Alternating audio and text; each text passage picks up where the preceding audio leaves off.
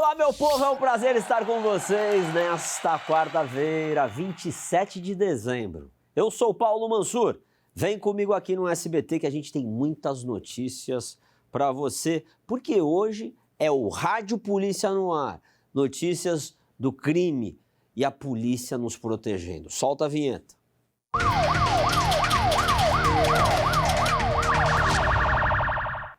E quem participa desse programa comigo é o nosso jornalista Fabrício Fernandes, que tem informações direto das delegacias. Vamos ver. Olá, Paulo, e a todos que acompanham o nosso programa. É um prazer muito grande de estar nesta que é a última quarta-feira do ano e hoje é dia da retrospectiva do Rádio Polícia.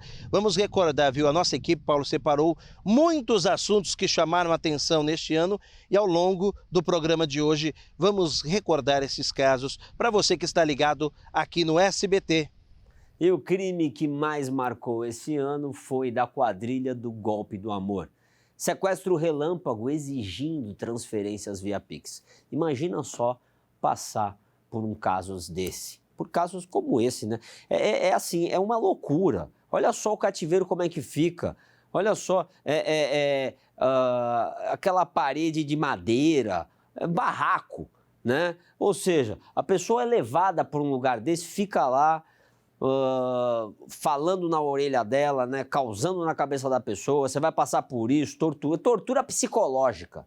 E aquele sequestro relâmpago de transferência Pix. É um dos casos mais marcantes aqui no Rádio Polícia, que esse daí que a gente está mostrando foi um mecânico que foi da cidade de Valinhos, ele caiu nesse golpe do aplicativo de relacionamento. Aí a vítima foi resgatada na zona norte de São Paulo. Mas quando a gente vê o local onde ele estava, a gente já vê que ele passou por agressões psicológicas, sofreu dentro do cativeiro, né? É algo que vai ficar na cabeça dele pro resto da vida, pro resto da vida. É muito chocante. Então tome cuidado você, que alguém que te peça transferência via Pix, que faça algo desse jeito com você. E eu vou falar com o Fabrício Fernandes, ele tem detalhes desse caso. Olha só. Realmente, Paulo, no que podemos dizer que seja um crime deste ano de 2023 foi o golpe do amor, o golpe do Pix, né? Essas quadrilhas que utilizam a artimanha do sequestro relâmpago para subtrair valor e objetos destas vítimas. Nós temos imagens, inclusive, deste cativeiro em que a polícia estourou na Grande São Paulo, em que ali estava uma vítima, um jovem de 24 anos da cidade de Valinhos, que foi arrebatado por criminosos depois de marcar um encontro, um falso encontro, na verdade, né? Tudo aconteceu por meio de aplicativo de relacionamento. A pessoa interessada, então, em ter um relacionamento começa a conversar com mulheres.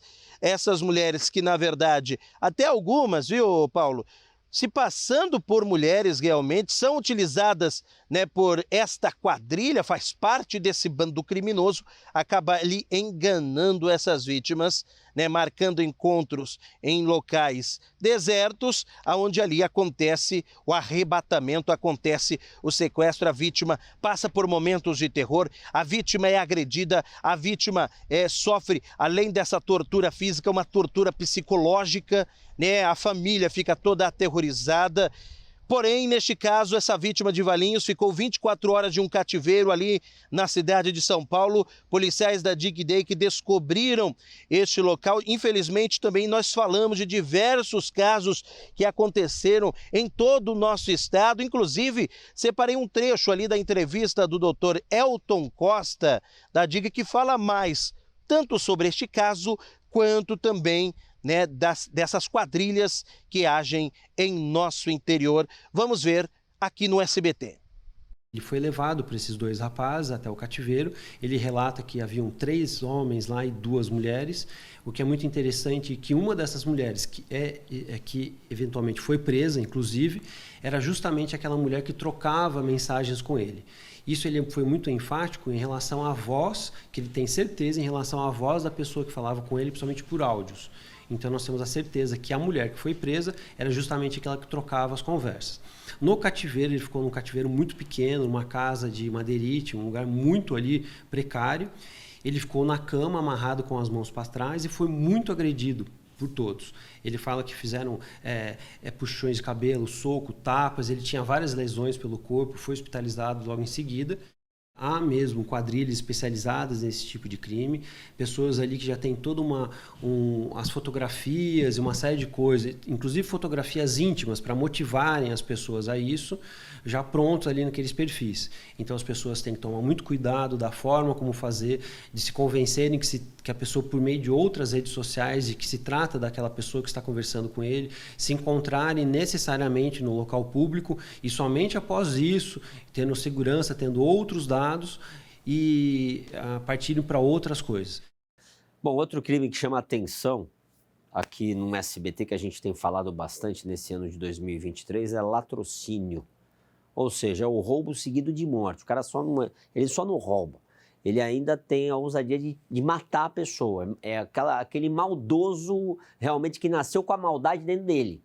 E na cidade de Campinas teve 9 casos que a gente mostrou aqui no programa ao longo desse ano, 2023. Quase o dobro de 2022. Né? Tivemos casos de latrocínios que as vítimas eram motociclistas, ladrões que queriam a moto da vítima, casos também que aconteceram em Barão Geraldo, Jardim Morumbi. Uma das vítimas do latrocínio foi pesquisador de Campinas há 39 anos, ou seja, pessoa do bem, trabalhou a vida inteira. Quando estava na sua aposentadoria, acontece algo assim, né? É o que eu sempre falo, o latrocínio acontece porque existe a figura do receptador, né? Quem rouba a moto, ele acaba levando essa moto para o desmanche. E aí, alguém vai comprar essas peças roubadas.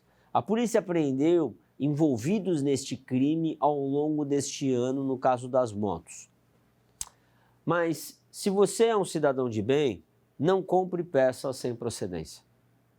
Por quê? Aí a gente diminui os roubos. Fabrício Fernandes fala direto das delegacias sobre esse caso. Olha só.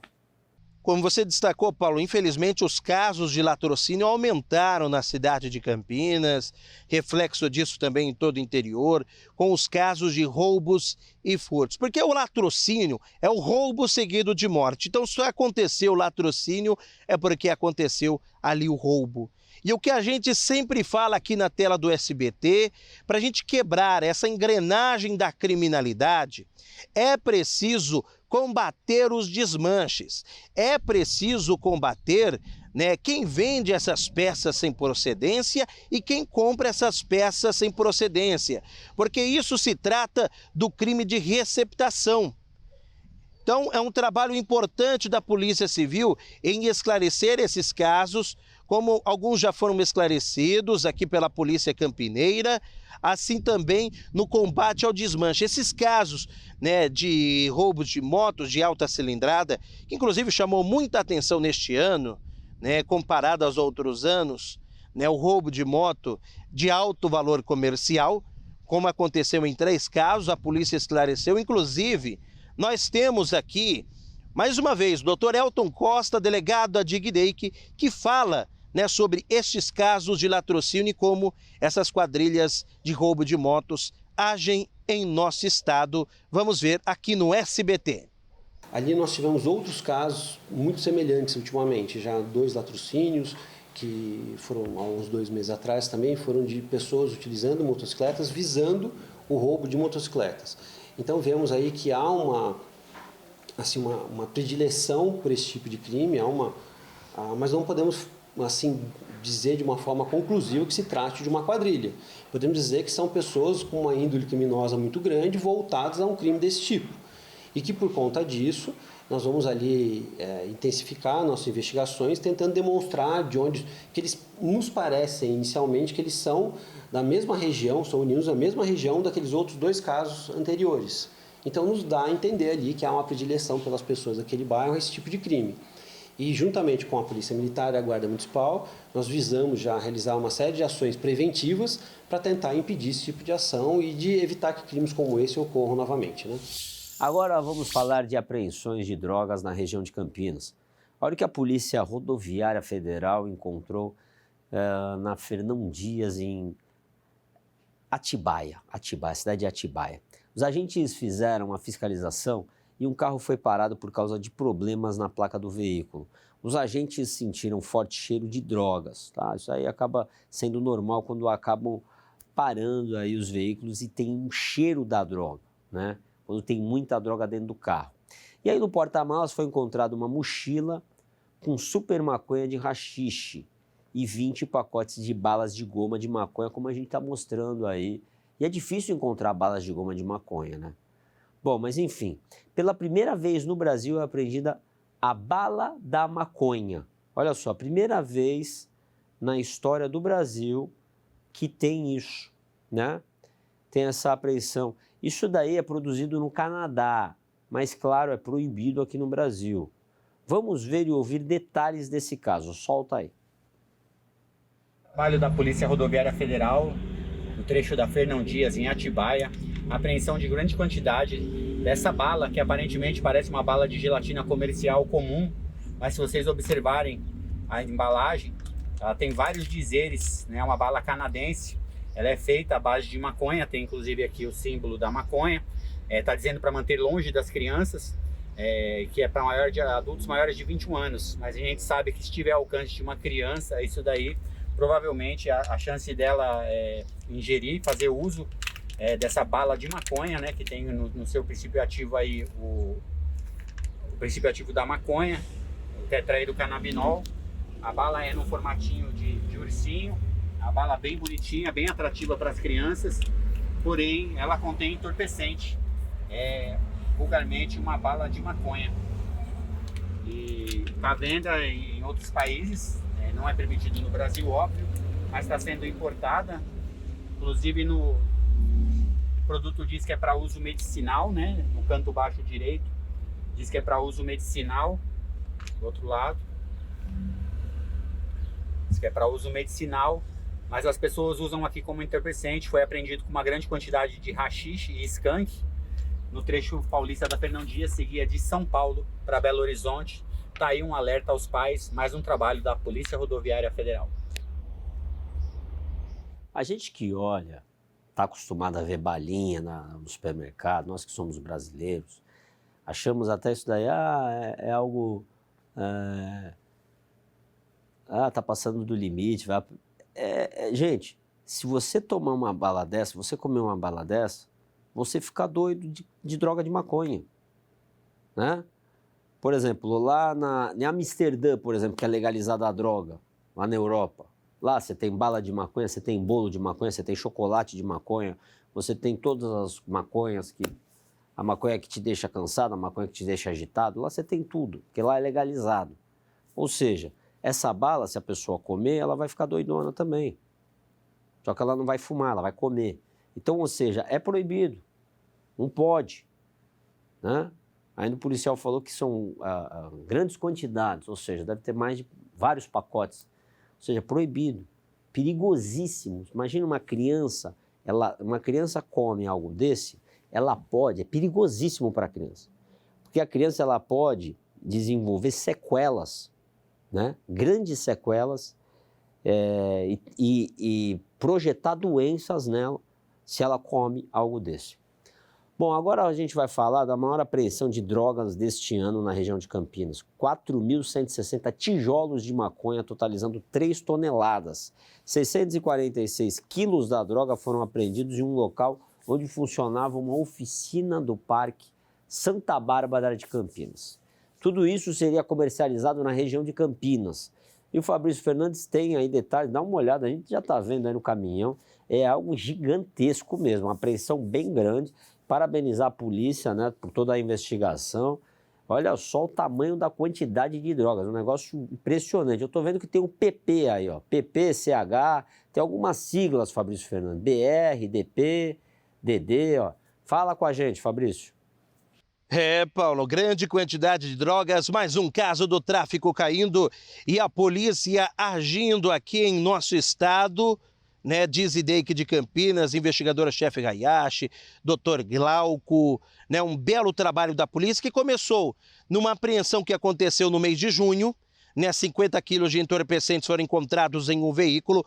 Claro, o trabalho da polícia, a investigação da polícia, principalmente contra o tráfico de drogas, na verdade, começa com a apreensão, porque a intenção é de quebrar toda a cadeia do tráfico. Então, diante disso daí, o que acontece? Né? Eles descobriram um ponto na cidade de Campinas, uma oficina ali na região do Parque Santa Bárbara, e nesta oficina, durante o dia, arrumava carros e durante a noite era a movimentação da maconha. Ali entrava e saía carros durante todo o dia. Também à noite, mas a oficina não funcionava à noite. Aí os policiais chegaram e fizeram um bote e encontraram essas 3 toneladas de drogas, 8 pessoas foram presas, carros ali que entravam e saíam a toda hora, eram utilizados para ali abastecer as biqueiras em Campinas e também em toda a região. Vamos agora então ver a entrevista do delegado de Zideik, o Dr. Glauco, que tem mais detalhes desta ação. Vamos recordar, vamos ver aqui na tela do SBT. Ele só fala que estava passando por problemas financeiros e atendeu o pedido de deixar guardar entorpecente na sua oficina. Eles têm medo de falar sobre essa quantidade que é bastante razoável de droga, da onde que vem e tal, é natural isso, né, esse medo. O importante é que nós conseguimos tirar de circulação aí essa quantidade enorme de maconha. E o trabalho agora vai dar sequência para ver de onde vem esse entorpecente e os verdadeiros donos, né, esses remetentes. E nós mostramos vários flagrantes da vida real aqui no programa A Voz da População. Bom, crimes gravados pelas câmeras de segurança, um caso que chamou muita atenção, foi a invasão em um clube de tiro em Rio Claro. Vizinhos ouviram barulhos suspeitos e avisaram o proprietário do local. Os bandidos arrombaram a vidraça da frente do clube de ferramentas e no cofre tinha cerca de 60 armas. Lá tinha .40, carabina, espingarda, entre outros calibres e munições. Pelo menos 4 criminosos neste ataque, como a gente está vendo aí na nossa tela, né? Uma ação planejada, claro, por uma quadrilha, e essas armas estão nas mãos de criminosos agora. Olha o perigo, olha o perigo. Casos de insegurança no litoral paulista chamam a atenção. Tivemos vários policiais aposentados, assassinados. Um soldado da rota foi assassinado durante um patrulhamento. Patrick Reis foi morto durante uma operação na Vila Júlia. Diante deste fato, o secretário de DERIT ordenou a Operação Escudo para prender os envolvidos neste ataque. Porque quando atira um policial, a sociedade de bem fica ferida.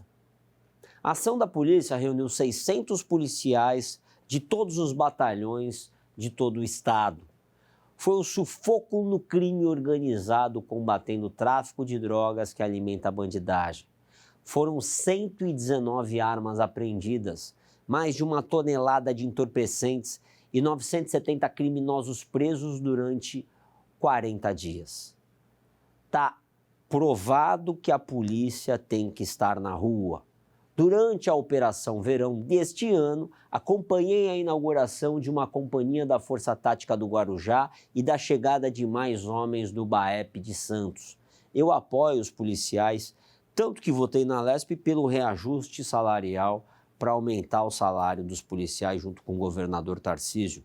E eu vou destinar boa parte das minhas emendas para melhorar a segurança pública do nosso estado de São Paulo e as operações no litoral paulista e em todo o estado, Ribeirão Preto e região, Campinas e região, Jaú, região, Marília. Vou mandar emendas este ano para ajudar os policiais para combater a criminalidade. Vocês podem contar comigo.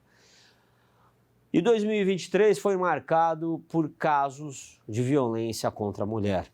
Felizmente, infelizmente, falamos aqui de mulheres sendo assassinadas.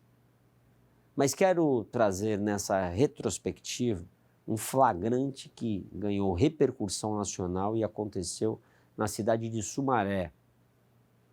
Tentativa de feminicídio que Fabrício Fernandes vai falar sobre esse caso aqui comigo. Olha só. Realmente, Paulo, esse caso comentei contigo aí dentro do estúdio do nosso programa e chamou a atenção porque, infelizmente, é a realidade em quase todas as cidades do nosso estado, caso de violência contra a mulher.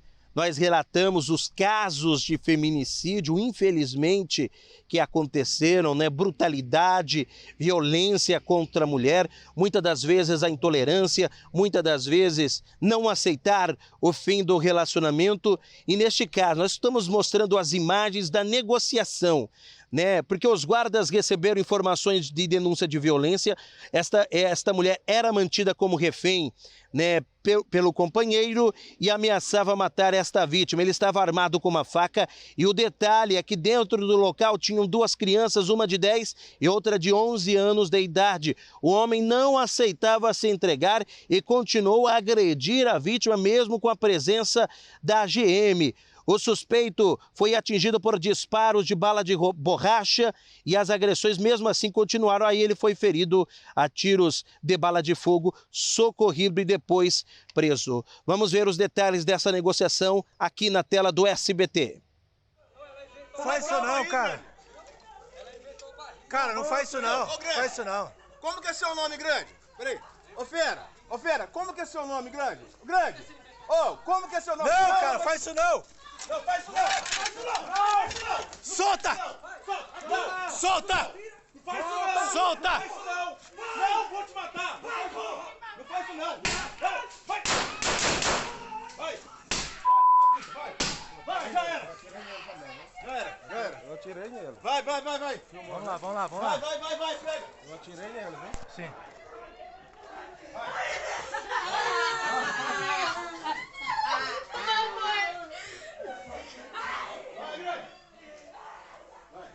Chama a ambulância aí. Chama o resgate, chama o 92. Olha a importância, né, da força de segurança agir rapidamente para impedir uma tragédia, porque tudo seguia para uma grande tragédia neste caso, porque o homem, mesmo negociando, conversando, ele não aceitando ali a situação relacionada à esposa, feriu ela e mesmo assim ele foi baleado e depois segue preso à disposição da justiça, né? Nós vamos agora recordar a entrevista em que o guarda municipal que atendeu esta ocorrência falou aqui para a nossa equipe, falou para o SBT. Vamos ver. Nesse momento ele tentou desferir o primeiro golpe, momento em que a gente efetuou 4 disparos de munições não letais. Mesmo assim o indivíduo insistiu na agressão, tentando um segundo golpe. Nesse momento, nossa equipe alvejou o indivíduo com 3 disparos e o mesmo cessou aquele ato delituoso. Adentramos a residência, solicitamos de imediato a presença de equipes do SAMU para atendimento do agressor e de uma das vítimas, que foi ferida no braço. E esse ano foi marcado por casos de ataques, por exemplo, nas escolas do Brasil, em várias escolas, né? Teve muitas em São Paulo também. Teve o caso da estudante que morreu em Cambé, no Paraná, e também um ataque na Vila Sônia, em São Paulo. Este caso, que terminou na morte da professora Beth, de 71 anos, o agressor, um dos alunos de 13 anos do 8º ano na escola, foi desarmado por professoras, apreendido por policiais, e nós temos um vídeo que mostra este momento, né? Essas professoras foram heroínas e poderia ter acontecido essa tragédia em qualquer escola, né? Além da morte da Beth, outras 2 professoras ficaram feridas. Eu não consigo esquecer desse caso, até porque no mesmo dia que aconteceu esse caso, eu reuni a minha equipe do meu gabinete como deputado estadual e lancei um projeto de lei que obriga a ter um policial militar ou civil, aposentado, de carreira, um policial, da ativa ou aposentado dentro das escolas estaduais, ou seja, é obrigado a cada uma escola do estado de São Paulo ter um policial armado, ele que fique dentro ou fora da escola. Isso daí está no projeto de lei. Em Santa Catarina, o governador fez isso e deu certo. Teve agora um momento, aí, umas 3 semanas atrás, que um rapaz tentou entrar com faca dentro da escola, viu o policial armado, foi embora. Tem imagens disso daí também. O pessoal fecha essa imagem, traz essa imagem, eu quero essa imagem. Traz essa imagem de Santa Catarina que aconteceu. Santa Catarina que aconteceu. Né? Fecha essa daí. Vamos pôr a imagem de Santa Catarina agora, que lá em Santa Catarina o governador fez esse projeto de lei que eu propus para o estado de São Paulo. Né? Fez esse projeto de lei, assim quando aconteceu lá o crime na escola. Lá ele colocou um policial em cada escola do estado. E eu fiz esse projeto de lei como deputado estadual, eu que protocolei esse projeto. Já passou em algumas comissões dentro da Assembleia, falta passar na Comissão de Segurança e depois vai para a sanção do governador Tarcísio. Tomara que ele assine. E olha, apesar dessas professoras terem sido heroínas, nesse caso de São Paulo, que eu falei, da Beth, elas não estão para fazer segurança no local. Quem faz segurança nas escolas ou em qualquer lugar são os policiais, porque eles são preparados para agir em situações como essa, que exigem respeito dentro das salas de aula. E é por isso que eu protocolei esse projeto de lei na Lesp. E eu tenho certeza que vai sensibilizar o governador Tarcísio, né? Para a gente colocar mais segurança dentro do nosso estado de São Paulo. Só para vocês terem uma ideia, lá em Santa Catarina são cerca de 2.000 escolas. E lá ele colocou um policial em cada escola do estado. Então, em São Paulo dá para fazer, é só querer. E o destaque de agora é da cidade de Assis. Uma ação da Polícia Rodoviária apreendeu grande quantidade de maconha na rodovia Raposo Tavares. 119 tijolos de maconha que estavam escondidos dentro de um caixão, gente. Olha só, o pessoal passou dos limites, né? Isso daí aconteceu durante uma abordagem na rodovia Raposo Tavares, como eu falei. E olha agora esse caso, bem interessante. Começou em Batatais e terminou em Ribeirão Preto. Bandidos roubaram 4 caminhonetes em uma empresa. O detalhe deste crime é que logo após o roubo, os ladrões gravaram um vídeo leiloando os veículos. Olha só a cara de pau, os caras são loucos, completamente malucos. Puseram na internet, na rede social, né? Estavam em uma área de mata fechada, lógico, um complexo em Ribeirão. E aí, lógico, a polícia viu, localizou o local. Esse caso ganhou muita repercussão na região de Ribeirão Preto e quem conta pra gente é os nossos repórteres. Solta aí. Paulo, é o fim da picada. Realmente, é um caso absurdo o que aconteceu ali na região de Ribeirão Preto. Vamos mostrar agora a imagem dessas caminhonetes, né? Os criminosos estavam anunciando as caminhonetes roubadas. Só podia ser aqui no Brasil, não é possível. Mas a sorte deste caso é que tudo começou ali, na cidade de Batatais, veio ali para Ribeirão Preto, nessa área verde. Polícia Militar recebeu informações, né, deste crime, foram até o local, porque até mesmo câmeras de segurança registraram a movimentação dessas caminhonetes. E diante disso daí, esses veículos foram apreendidos, um criminoso foi preso. Até quando? Né? E quem comprasse estas caminhonetes roubadas estava praticando também crime, é o crime de receptação.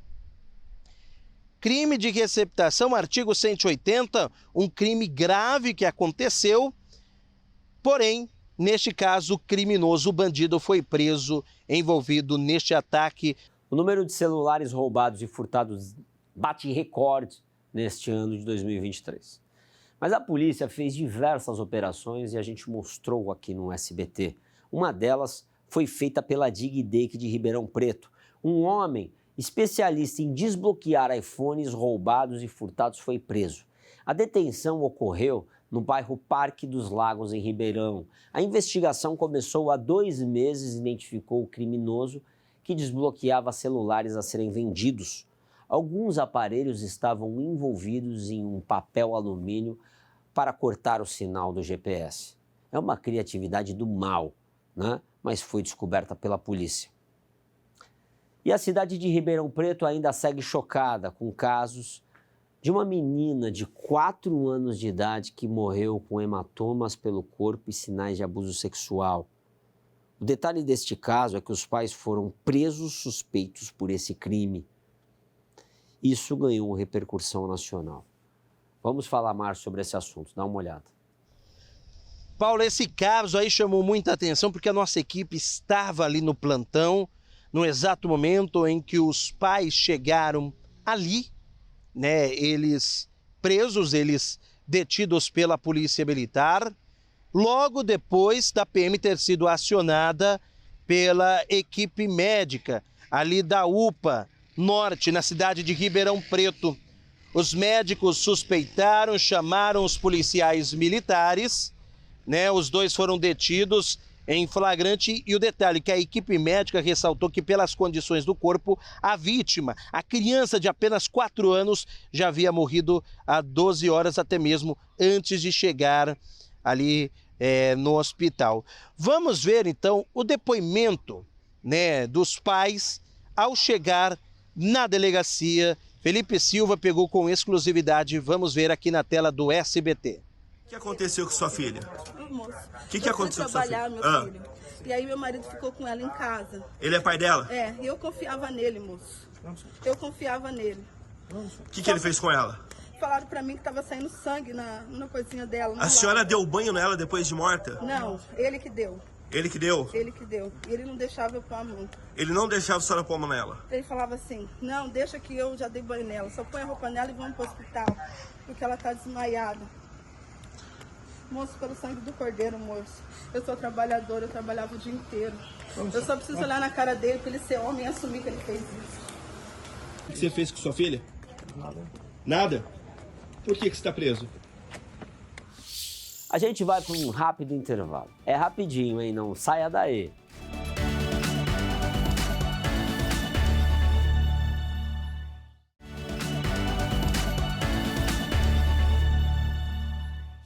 Bom, esse foi o Rádio Polícia Especial Retrospectiva 2023, aqui no programa A Voz da População. Eu espero que vocês tenham gostado e semana que vem a gente traz mais para vocês. Eu sou o Paulo Mansur, fiquem com Deus!